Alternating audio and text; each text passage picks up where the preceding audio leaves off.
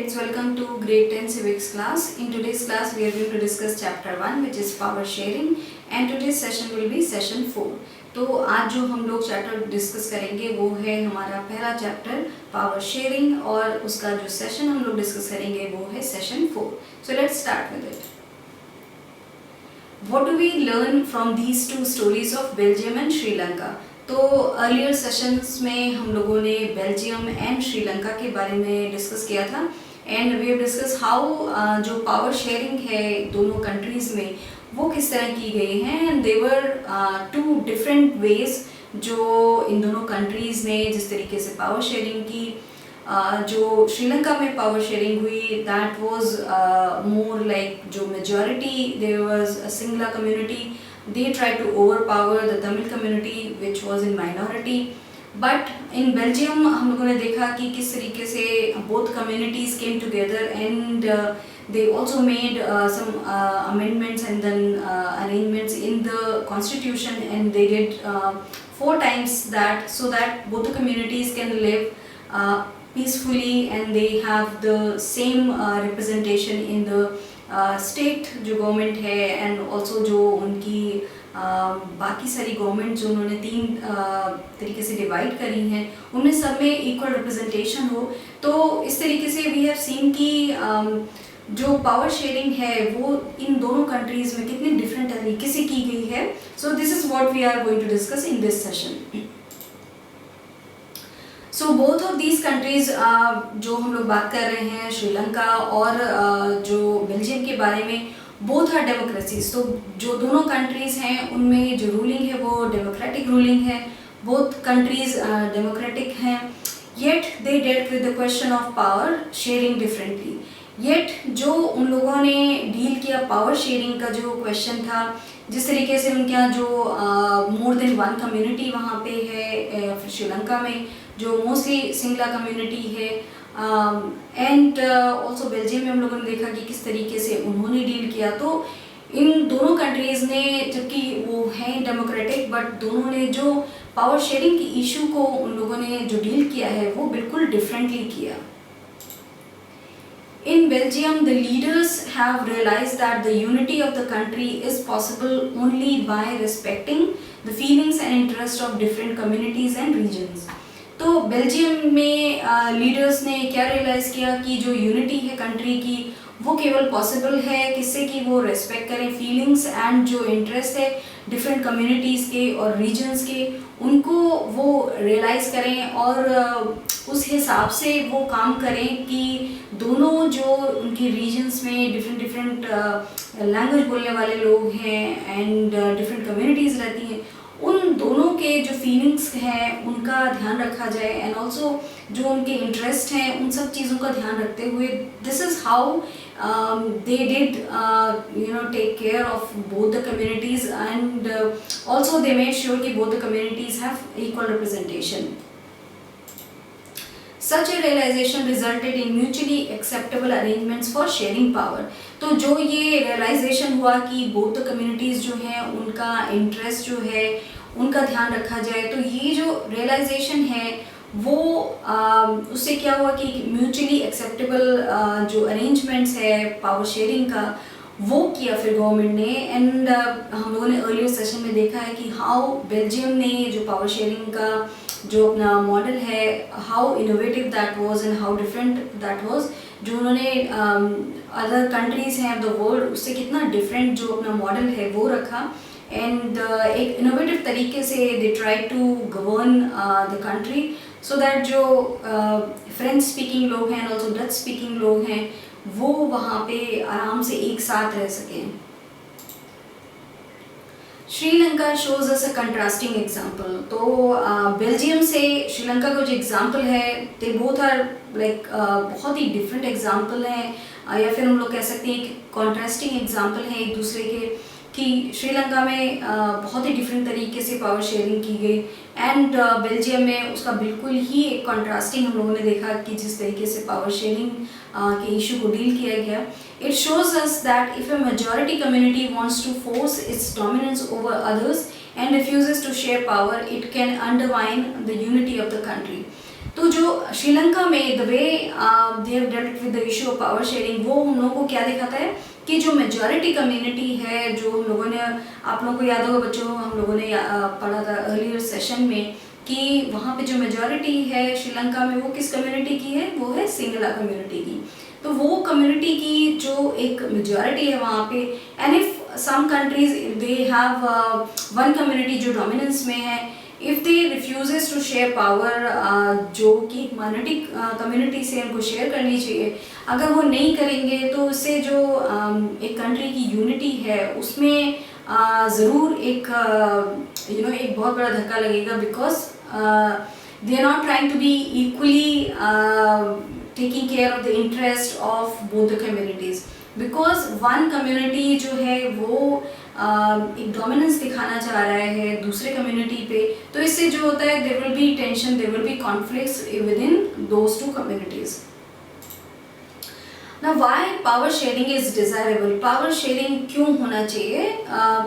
Thus two different sets of reason can be given in favor of power sharing. तो दो जो different set of reasons है वो दिए जा सकते हैं कि power sharing क्यों होना चाहिए. Why is this necessary to be doing the power sharing? Firstly, power sharing is good because it helps to reduce the possibility of conflict between social groups. पहला जो एक रीज़न है वो ये है कि पावर शेयरिंग जो होगा वो पॉसिबिलिटी रिड्यूस कर देता है कन्फ्लिक्ट जो है सोशल ग्रुप्स में उसका, तो उसके लिए पावर शेयरिंग होना बहुत ज़रूरी है. So this is one of the reason, this is the first reason जो उन्होंने दिया कि पावर शेयरिंग क्यों अच्छा है. बिकॉज अगर आप नहीं चाहते कि कन्फ्लिक्ट हो दो कम्युनिटीज़ में, तो अगर आप पावर शेयर करेंगे सो उससे बहुत कम पॉसिबिलिटी होगी कि दो कम्युनिटीज़ में कन्फ्लिक्ट हो. Since social conflict often leads to violence and political instability, power sharing is a good way to ensure the stability of political order.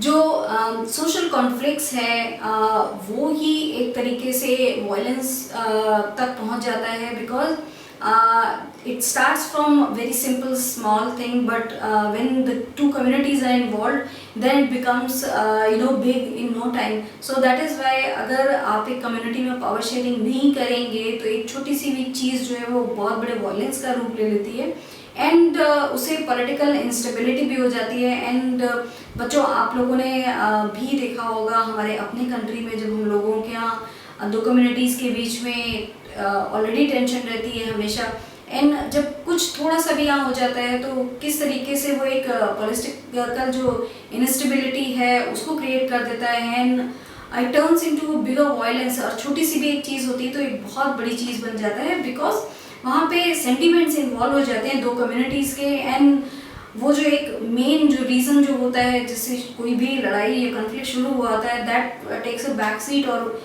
जो दो कम्युनिटी के बीच का जो एक लड़ाई है जो इतने सालों से चलती आ रही है, दैट टेक्स बिगर जो एक रूप है वो बहुत बड़ा ले लेता है, एंड वायलेंस बहुत बार हो चुकी है अपने कंट्रीज में भी. सो दैट इज़ वाई जो ये पावर शेयरिंग है वो क्यों इसीलिए इम्पॉर्टेंट है, क्योंकि दो जो सोशल ग्रुप्स हैं उनमें कन्फ्लिक्ट जब होगा एंड देन वो एक टर्न हो जाता है वायलेंस में, एंड उससे पॉलिटिकल इंस्टेबिलिटी हो जाती है. एंड ऑल्सो पॉलिटिकल इंस्टेबिलिटी के अलावा अगर पावर शेयरिंग हम लोग करें तो उससे क्या होगा कि जो कंट्री का पॉलिटिकल ऑर्डर है वो स्टेबल रहता है, because two communities are not fighting and they living peacefully, जिसका एग्जाम्पल हम लोगों ने देखा अर्लियर सेशन में कि बेल्जियम ने किस तरीके से किया, सो दैट पावर शेयरिंग बराबर से हो दो कम्युनिटीज़ में. Imposing the will of majority community over others may look like an attractive option in the short run, but in the long run it undermines the unity of the nation. तो जो एक majority जो community की होती है उसकी अगर will impose करते हैं on the minority community, that this example we have seen how it is done in Sri Lanka, तो उससे क्या होता है कि शॉर्ट रन में इट इज़ गुड की because that community is in जो ज़्यादा मेजॉरिटी में है, सो शॉर्ट रन के लिए वो ठीक है थोड़े दिन चल जाता है, बट उसके बाद इन द लॉन्ग रन अगर आप देखें तो ये सारी चीज़ें छोटे छोटे कॉन्फ्लिक्ट ही एक वायलेंस का रूप ले लेते हैं, एंड कभी कभी it can lead to a civil war too. tyranny of the majority is not just oppressive for the minority, it often brings ruin to the majority as well.